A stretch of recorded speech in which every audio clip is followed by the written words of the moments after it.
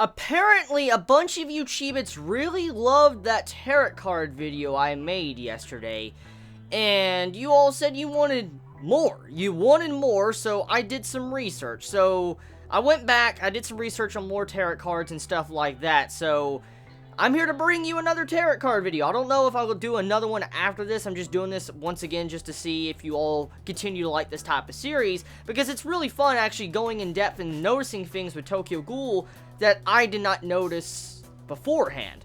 For instance, this video, this is going to be a discussion video, not a review, and this video will contain spoilers to Tokyo Ghoul's latest chapter. For instance, what's currently going on in Tokyo Ghoul. So if you're not up to date with Tokyo Ghoul, I recommend you stop this video right now. Like, you will be spoiled. So now that I've said and done that, I want to begin to talk about today's topic. So today's topic is about Urie. Yes, Urie, the character majority of you, I think, know how I feel about. But I'm not going to really talk about that. I'm not going to talk about my hate or anything towards Urie. I want to mainly just discuss something that kind of spoils the entirety or foreshadows the entirety of Urie's character in the series. See, I was looking up tarot cards. I heard that there was a tarot card on Big Madam in the latest chapter of Tokyo Ghoul Re, and there is a reverse 5 on Big Madam's shoulder, Big Bubba's shoulder, in the recent chapter. When you see Big Madam rushing after Juzo, you see a 5, an upside down 5 on her shoulder in the latest chapter, and it represents the reverse, the 5 swords, or the reversed 5 swords. I think that's the tarot card's name, and it represents like I guess it represents some more towards Juzo as moving on and being able to move on and change as a person.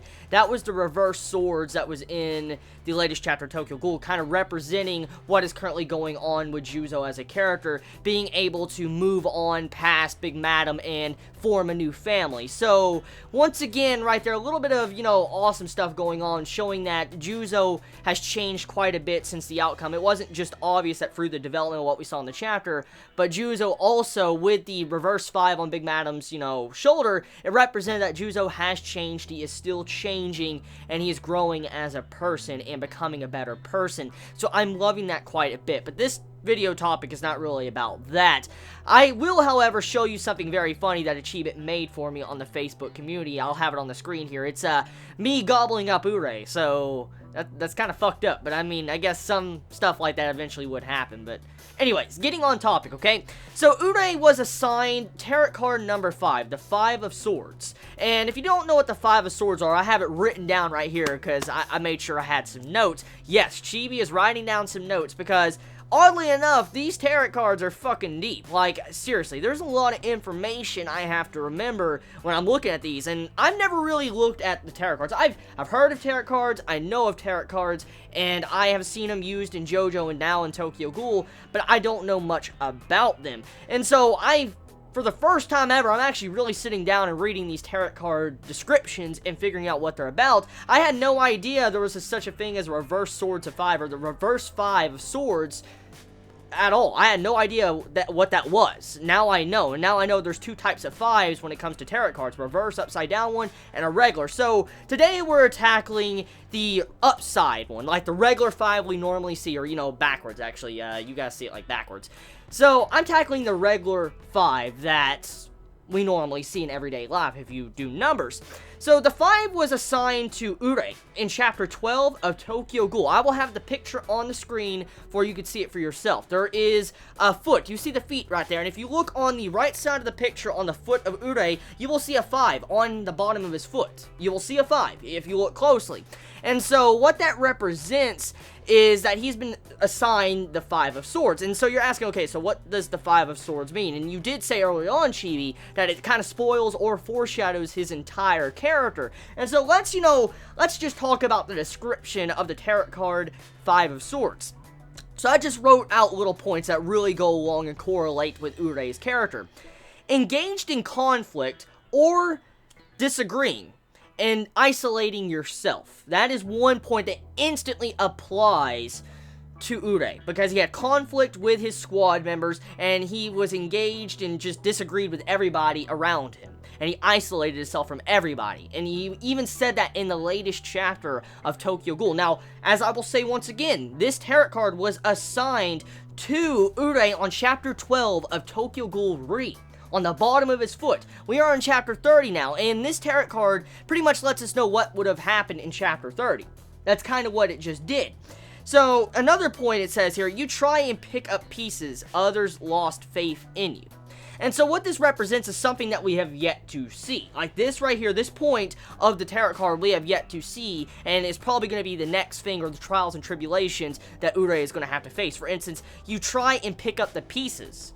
Others lost faith in you. So what this means, and what this represents is, after this upcoming battle right now at the auction, all of the squad members of Urie, most likely, besides Mutsuki, or maybe even Mutsuki, is going to betray or just not even like Urie at all. I don't know why I said betray, because that's a point I actually want to get into. But the thing is, okay, everybody's going to lose faith in Urie, and probably not like him any longer after what he did at this auction.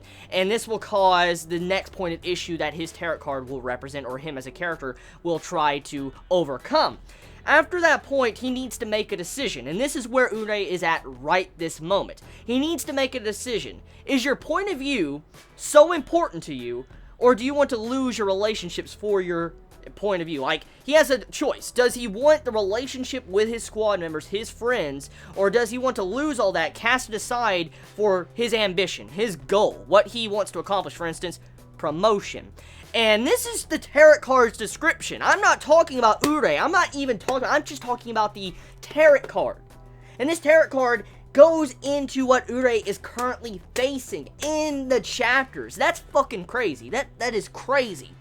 I did not realize the tarot cards really represented all this different stuff going on in the series, and actually kind of lets us know what we should expect in the future from individual characters. So, I know there is a tarot card that represents death, and I've never read it. I don't know. And I think, Arima got the tarot card Death. I think Death 13, that's what it was. I think Arima got that card, and it represented at the end when he kind of killed Kaneki at the end of the series. I think. I could be wrong. Don't, you know, think I'm correct. I think, because I remember looking at some research, and when I was looking up stuff with tarot cards, I think Arima had that card assigned to him, or Kaneki had it assigned to him at the end, and Arima, he kind of, you know, had it on him at person. But getting back on topic, okay, I'm getting a little bit off topic.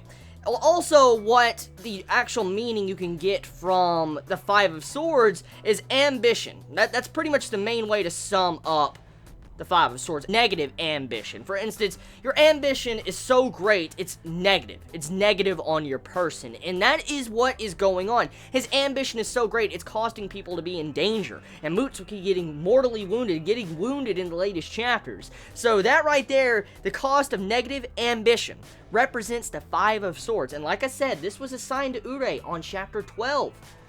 Now, next thing I want to talk about, the Five of Swords relates to betrayal or sneak attack from someone near you. So this doesn't mean Urie is going to betray or sneak attack someone. From what I understood from the wording, it means that someone is going to betray Urie or try to sneak attack him.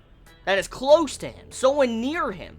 And instantly when I think about this, I'm like, okay, so the Five of Swords, it represents isolation, kind of, or ambition, negative ambition. You have to make a choice. Like, Urie's at the moment where he has to make a choice. Either choose his relationship, or his point of view is correct, and he will have to choose one or the other. And whatever he chooses is going to cause some problems. And if you think about it, if everybody's going to lose faith in Urie, the only person that might have faith in him at all at that moment would be Mutsuki, because Mutsuki, you know, hugs him at the end of one of the latest chapters. And so, what if the betrayal, the representation of betrayal with this card represents Mutsuki? Mutsuki betraying Urie in the near future. That's why I'm assuming the way this is done.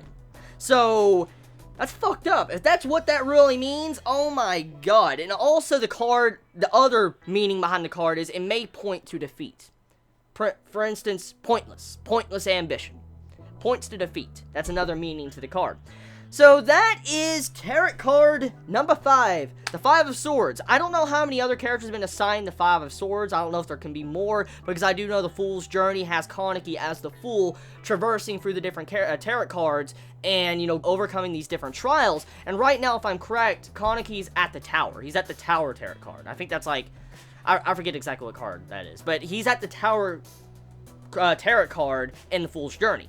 And as I already linked it in the previous video I did yesterday, you can look for yourself if you want to see that. And judging by the way tarot card number 5 just pretty much foreshadowed everything we have seen thus far from Urie, I'm willing to bet the Fool's Journey will pretty much just spoil the entirety of Tokyo Ghoul if you read it. But I'm gonna read it, because I just want to see. Because from what is going on right now, Ishida's literally writing his manga with tarot cards. That's what he is doing. And that's some fucked up writing right there. Like, that's ingenious. It's ingenious, because he hides tarot cards, and then he gives you hints at what the story is going to go, like what direction it's going to take through these tarot cards.